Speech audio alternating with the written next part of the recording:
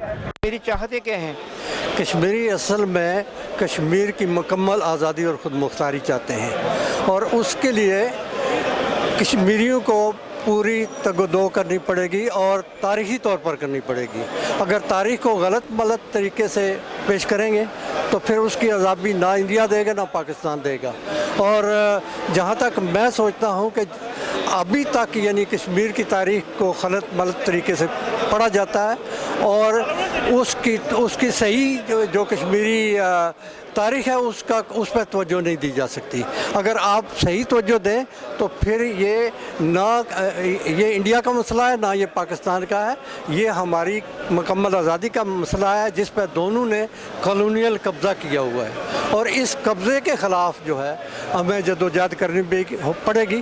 لیکن ہمارے ذہن میں یہ جو انڈیا کی جو ایجنسیاں ہیں اور پاکستان کی ڈیوائڈ کر کے رکھا ہوا ہے، صحیح تاریخ جو ہے یا صحیح جو جدوجہد ہے طرف نہیں جا رہے ہیں۔ گلگت بلتستان کا پاکستان کا آئینی صوبہ بن سکتا ہے؟ گلگت بلتستان اصل میں یہ کشمیر کے علاقے ہیں، یہ جن کو نارتھ ویسٹ وہ نارتھ کے علاقے کہتے ہیں، یہ کشمیر کے علاقے ہیں۔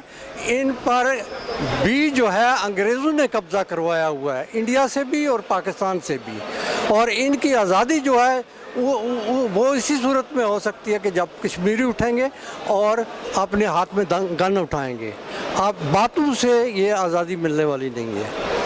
کیا پاکستان زندہ باد اور ہندوستان مرد آباد کے نعرے لگانے سے مسئلہ کشمیر حل ہو جائے گا؟ یہ مس انڈرسٹینڈنگ اور یہ اس کو مسئلے کو غلط طریقے سے پیش کرنے کے لیے ادھر ادھر کی باتیں کی جاتی ہیں جس کا کشمیر کے ساتھ کوئی تعلق نہیں ہے کہ یہ مرد آباد یا زندہ آباد۔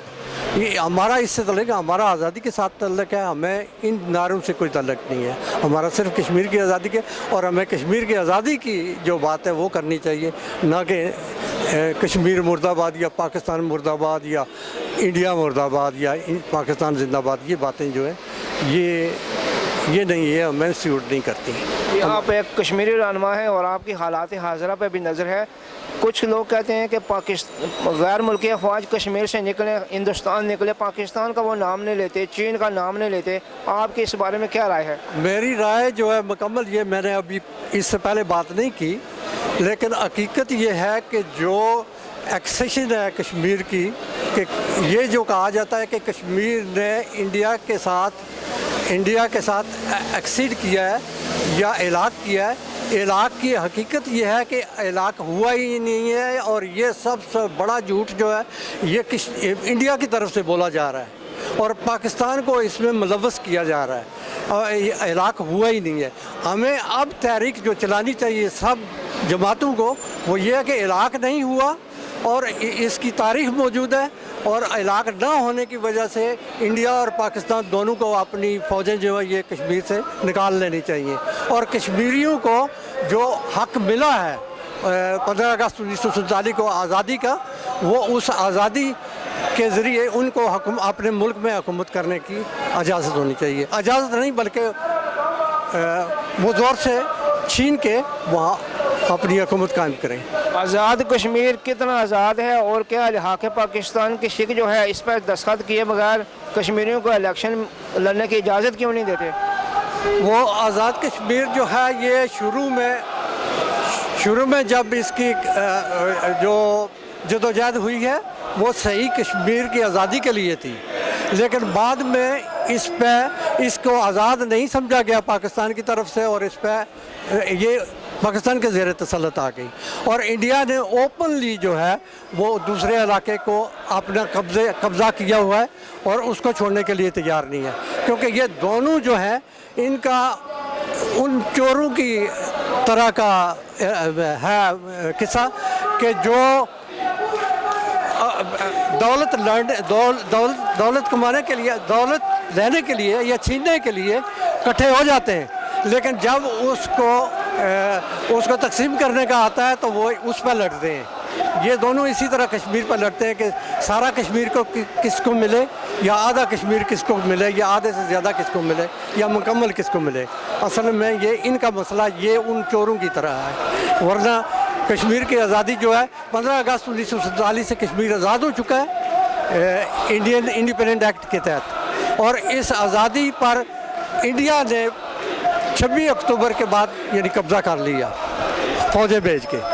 और इन्होंने अंग्रेज़ों ने ये सारा किया था कि पाकिस्तान में जो है वहाँ पे इनको पठानों को इकट्ठा किया और उनको वहाँ पे भेजा।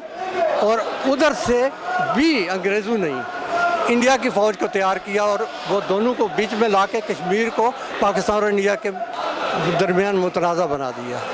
उसकी वजह से पहले अफवाज किसने दाखिल की रियासत जम्मू कश्मीर में? पहले जो पठान आए हैं, सबसे पहले पठान आए, पठानों के बाद जो है वो इंडिया की फ़ौज आई है। और इंडिया की फ़ौज आने के बाद 1948 में फिर जाके पाकिस्तान की फ़ौज जो है उसी के मुकाबले में फिर आज़ाद कश्मीर की तरफ से दाखिल हुई है। बहुत शुक्रिया जनाब। आज़म साहब आप बताएं आज़ादी के बारे में कुछ। मैं तो कुछ जो भाई साहब ने बोल दिया है हम उस पर एग्री हैं कि हमारे को फ्रीडम मिलना चाहिए कश्मीर को और अलग होना चाहिए कश्मीर को आपस में। यही बोलता हूँ। मैं बनिस्बत मुस्लिम लीग नून सदर एल्सबरी से हूँ, बोल रहा हूँ। तो हमारा 2 कोच आए हुए हैं। ये हमारा यही मांग है कि हमारे कश्मीर को आज़ाद होना चाहिए।